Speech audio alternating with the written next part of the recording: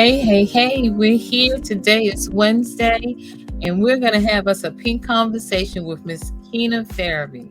You know, this is a very, very special conversation for me because Kyna and I have been friends for a number of years. We actually went to, what was it, middle school? We were in middle school together? Yeah, we were in middle school, and so we go way back. So, Kyna, why don't you introduce yourself? What's your name? Can you hear me? Well, I am Kyna, and yes, I can. Can you hear me? Yeah, okay. I just wanted to make sure. I might have to turn my little music volume down just a little bit. Yeah, we just want a little soft tune in the background, but we don't want to cover out your voice. Well, I wanted to have Kyna on for this pink conversation because, as you know, some of the pink conversations deal with survivorship. And so Kyna is actively a survivor from cervical cancer. And so, Kyna, take us back to when you found out you had cervical cancer. Did you have like a whole lot of different symptoms or things happening? First of all, that made you want to get yourself checked I out to find had, out what was going on? I actually had difficult cycles, but I'd Okay. had them for a very long time, and because I didn't think nothing of it, I just thought they was heavy. And finally, one day, I mentioned to her about some pain I was having,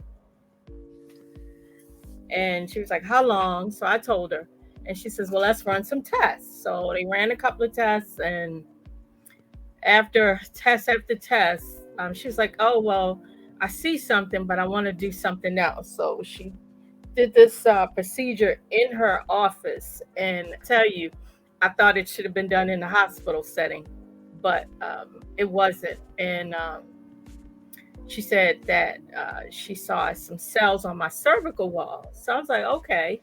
And she said, but they haven't progressed that far. I want to catch them before they just take off running. That's how she explained it to me.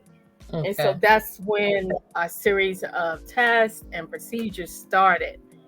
And I was put on a roller coaster, and it took a couple of years to get off of it. Wow. So this took a number of years. Was this to try to diagnose you, or when did you actually get the diagnosis that you had cervical cancer? So I got it in 2005. Okay. So what it was is, at first she did a series of things. She ran a bunch of tests, and she quickly changed my diet. Okay. She said, because diet has a lot to play with it too.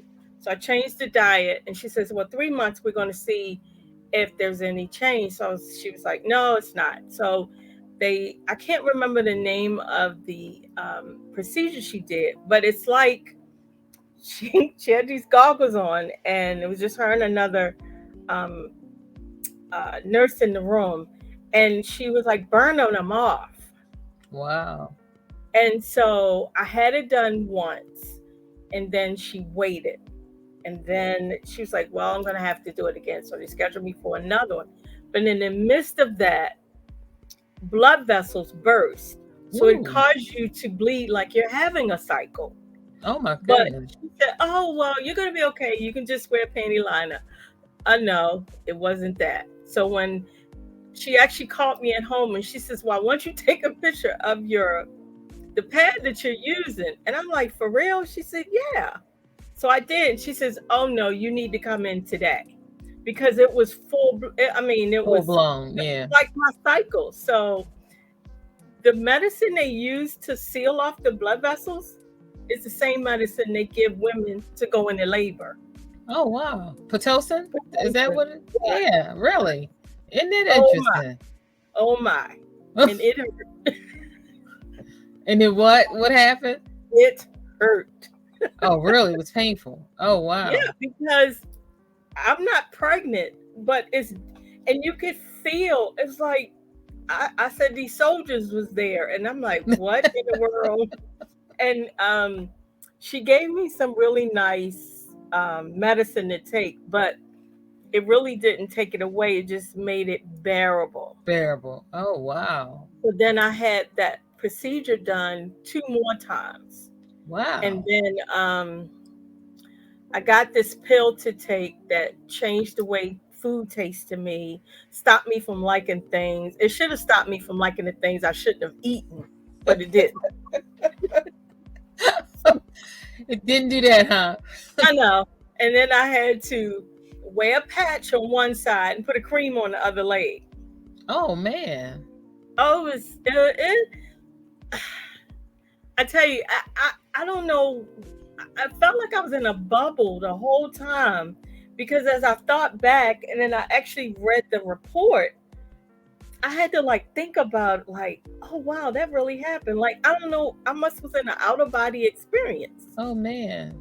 because if you know me, I hate pain, Right.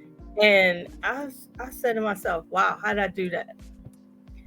But yeah, it was a ride, and then because the history in the family is so prevalent, I just kept having to go through tests, and then probably in 2012, yeah, it was 2012, because they first gave me a partial hysterectomy, which they Okay. should have given me the full then, but she really didn't know, and so I had the full in 2012. And he also, an oncology doctor, Dr. M, removed my cervix. Oh, okay. And they don't normally remove your cervix. And Okay. so I remember waking up, and my dad was the first person I saw. And he was boohoo crying. And I said, well, what's wrong, Dad? He said, the doctor came in here like 3 times and was telling us about your surgery because my surgery was supposed to last 3 hours. It lasts for 6. Ooh.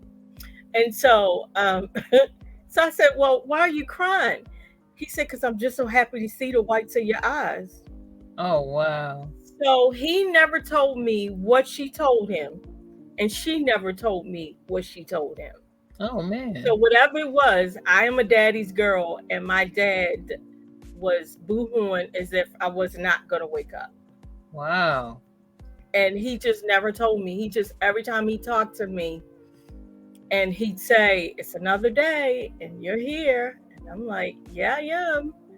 But So and he, this is taking you from 2005 now to 2012. So that's 7 years. yeah. And so from that point after the surgery, what was the situation with the disease process? What was the outcome after the surgery? Well, the medicine that I took, which she explained to me, because she always tried to explain to me so that I could understand her, and she'd say the medicine that I was taking would help keep any cells that popped up asleep Okay. so they wouldn't grow. Right. And so, like every 3 months, I would go in for this scan, and it was like, oh, what I'm trying to think how what was the name of it? It was like a sonogram, a pelvic sonogram. Okay.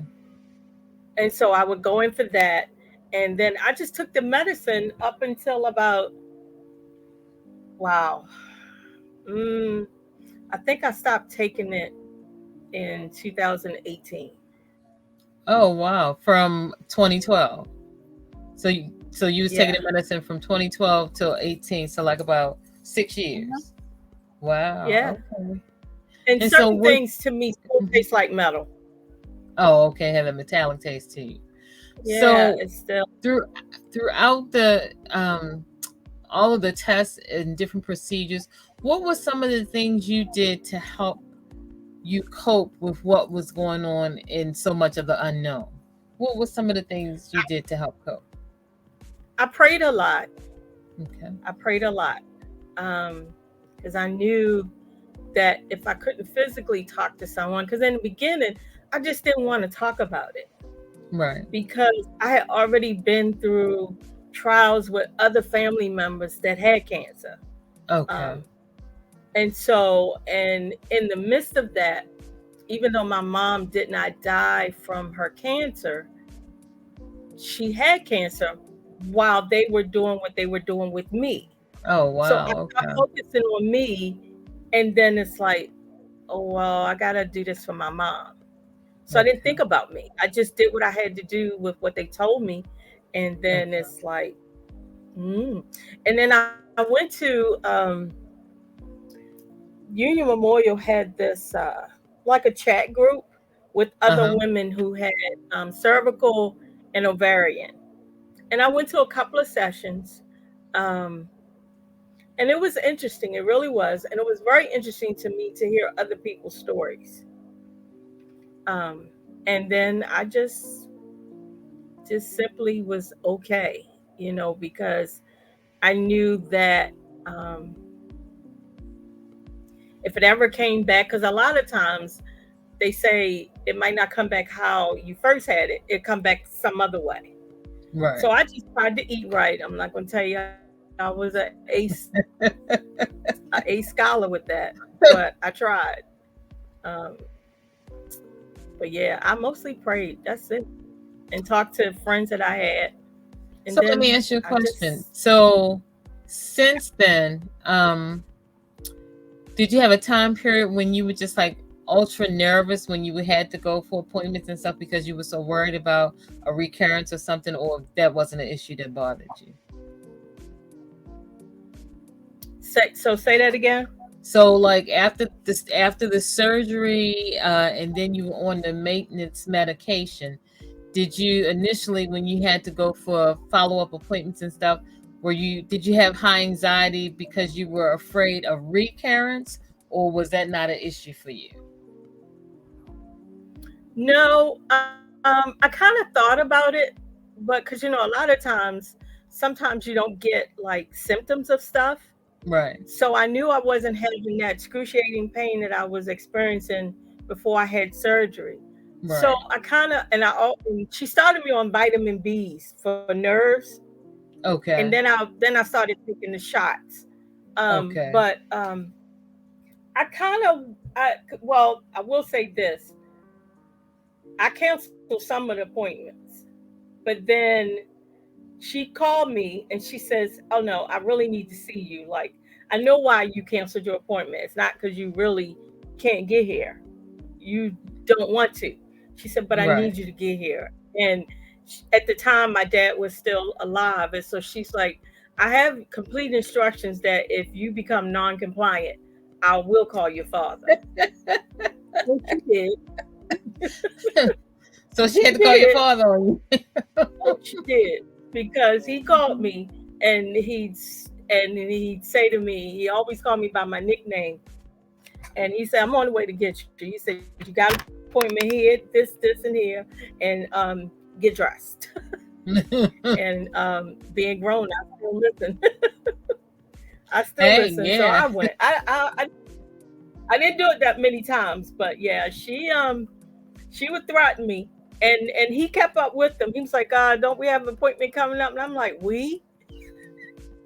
He said, Yeah, "Yeah, and I we know we got." in part of our history, when I developed breast cancer, for a couple of the things, that programs and activities that they had, you and I went together, and I thought they were good, because they all tried to give you something positive to think about, Hmm. something to help, because like you said, when you're so overwhelmed and there's so much coming at you in relation to your disease process, sometimes you do want to just shut down and not deal Yeah, or cope with anybody. And yeah. so having I found, and I guess that's sort of a springboard to what I'm trying to do now, because I found going to those things, just having that brief moment, that's an annual thing they have. Just having that brief time annually gave you something to look forward to Hmm. escape every, you know what I mean? And so, and that's sort of what, okay, bear with me, folks. My camera has just fell. Technology, me and this camera. Okay, now how did I have it? Okay, here we go. I'm gonna have a better situation with my camera next conversation I have, because Hey, I'm it having happened. difficulty with this one today. But Hmm.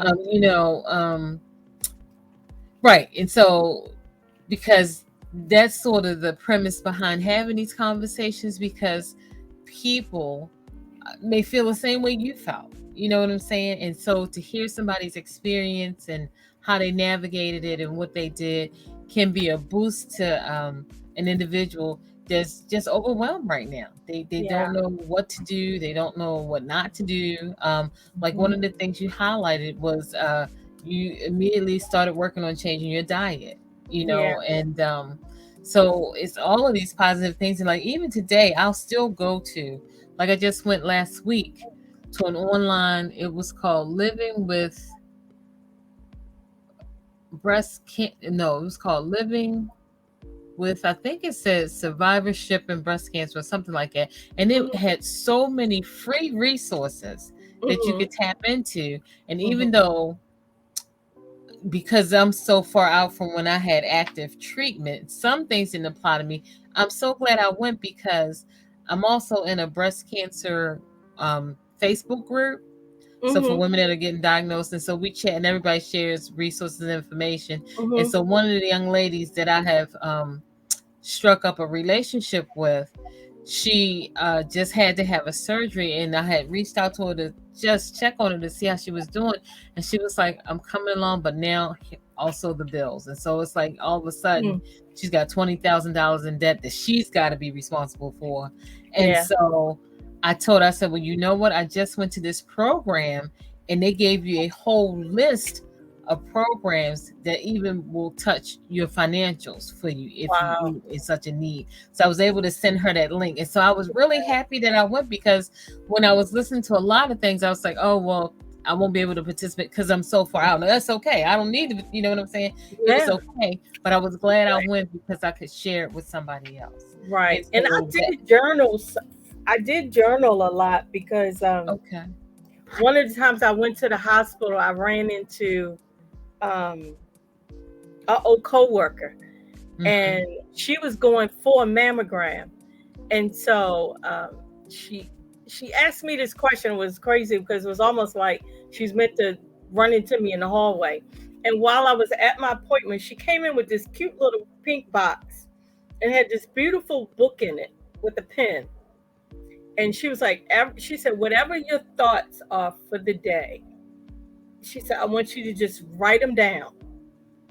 Whatever you're feeling, whether it's joy, sorry for yourself, or whatever. She said, write them down. And I started writing, and I found myself like having thoughts and just wake up. And I always kept it under my pillow. And so I'd start Mm-hmm. writing. Now, mind you, I have not gone back to read what I wrote. Right. So I don't know whether that's a good thing or not. But But that might be an interesting hurdle for you to jump one day, just to go back and yeah, see and what your see thought what I process wrote. really was like at that time. Yeah, What have you. And yeah. that's good. I've always been a journaler. I've always journaled all my life, and it does help you. It helps you get it out, because sometimes when, like you said, when you really don't have uh somebody that you think will understand or you can share it with Mhm. or whatever, at Yep. least putting it down on paper, it helps you get it out of you, so that that energy that it's using inside of you, that can sometimes be negative, you've now expressed it and you got it out.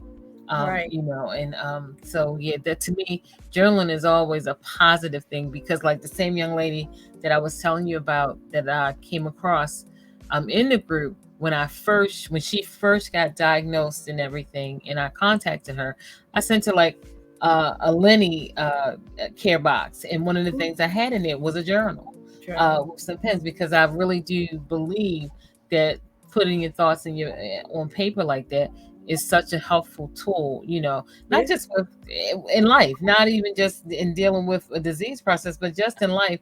Yeah. Journaling is a really good thing. I was gonna say other things that I had encountered. I got another book and Yeah, started yeah. another one. Yep. I'm gonna tell So you, we when we were younger, we were in parochial school, and that's where um we were introduced to journaling. One of the teachers said she was big on it, and so she shared her passion about it with the mhm. students. And so, like I said, it was from an early age that I started it. So I'm always looking for unique types of journals, like the one that I sent the lady. Not only can you journal in it, but you can color it. Some of the pages have Oh things on it, wow. so it gives you an opportunity to do two things. You can, Hmm. if you just want to express yourself in colors and stuff like that. So, Yeah. I'm always looking for a unique one, so that it can speak to different parts of your psyche, your creative Mhm. side, and help you to be able to express whatever you're feeling at that time. And so Right. now in 2022, what's your health status right now as far as that? So is you all in remission from that or what have you? Yeah. What's the health status? I'm not having any issues at all. Oh, Um, that's beautiful. and it's funny because my last appointment, um, and it was crazy because I hadn't talked to him, and so the oncologist reached out to me, and he was like, "Well, how you doing?" Same thing, and I told him I'm doing okay. So he was like, "Well, how about you come and we chat?" And so he said to me, he said, "You um were fortunate." He just said that. He said you were fortunate. He said because for the length of time that you didn't tell anybody that you was having issues, he was like it could have gotten so much worse. So I feel that, and even though I didn't tell everybody when I was going through it, but I have no issues. And it's funny. Somebody asked me the other day about one of the medicines that I took, and I literally had to go back and look at the surgery report to remember the name of it. Wow. I can remember the side effects that I had in the beginning, and but I could not for the life of me remember the name of it. So I was like, I don't know, but it might be good or bad, but right now everything is pretty good. I haven't had no issues. I haven't had to redo any of the tests that I did Okay. early in 2000. So I'm Yeah. truly thankful for that. Well, that's a blessing. That's a beautiful thing. So I'm going to ask you a question that I asked all my survivors that Mhm. come on and share this story with us. So, what does survivorship mean to you?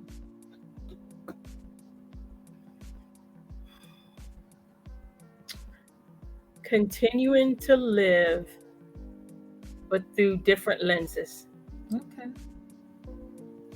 Okay. Because going through that, and whenever people tell me that they are going through something, I don't ask them what level are they at.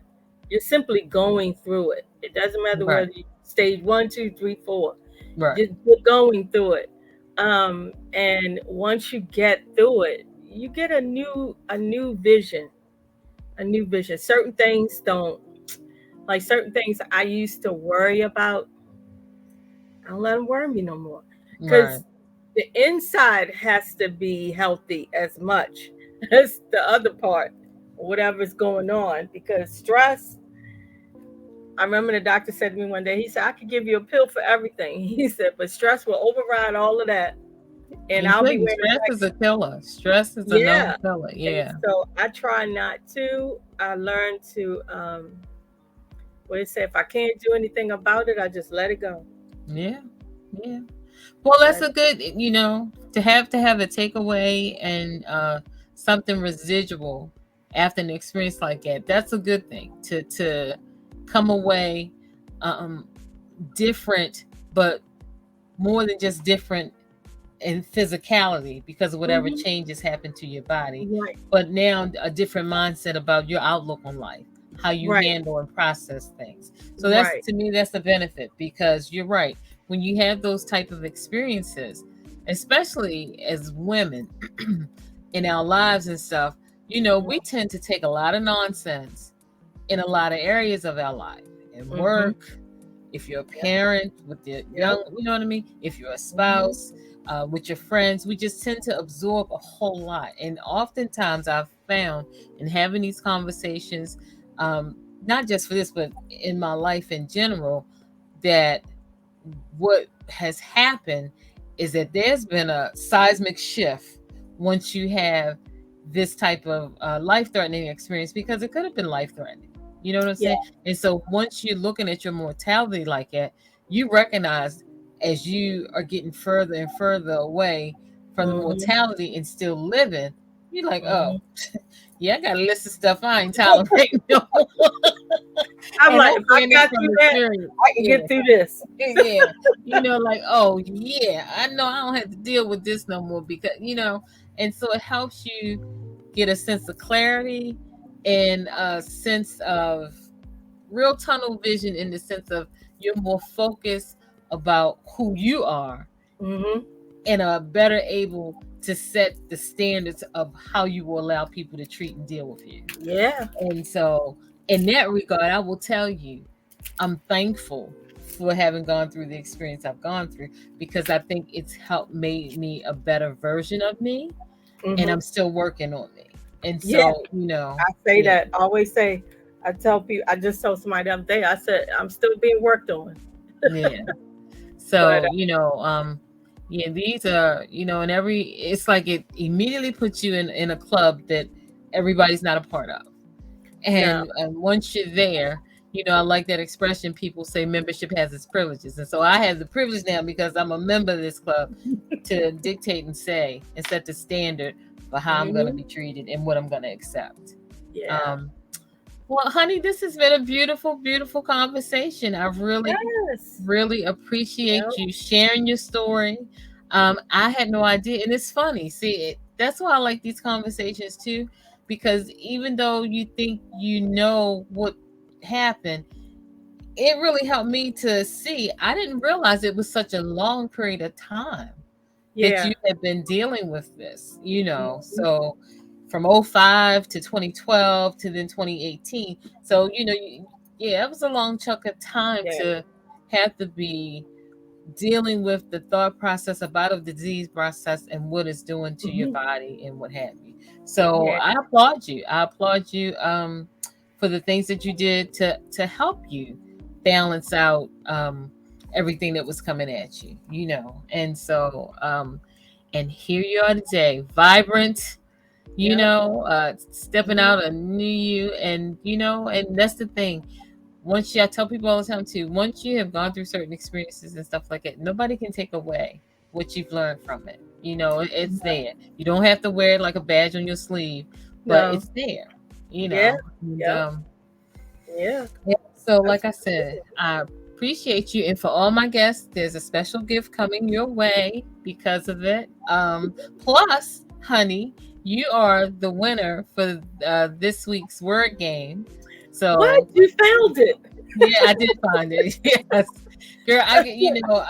I'm trying to better organize my stuff too. So I found it, and I was like, oh, Kim is the winner for the game Uh, today. So you got two things, but one's a special thing for participating in this, and I really appreciate you doing that. So alrighty. I love you, I love and you too. I thank you for helping me out, and I'm sure Always.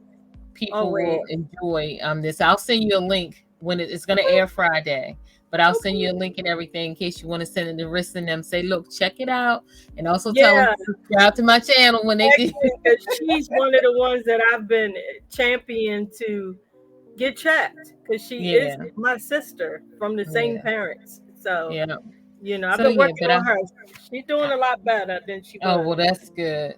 But I Hmm. will definitely send you a link, honey, so you can have it. And I was just so excited about this conversation. We had some technical difficulties, but we got That's it okay. together. We got through it. Yeah. All right, I'm going to end this broadcast. Give me 1 second All right. to end the broadcast.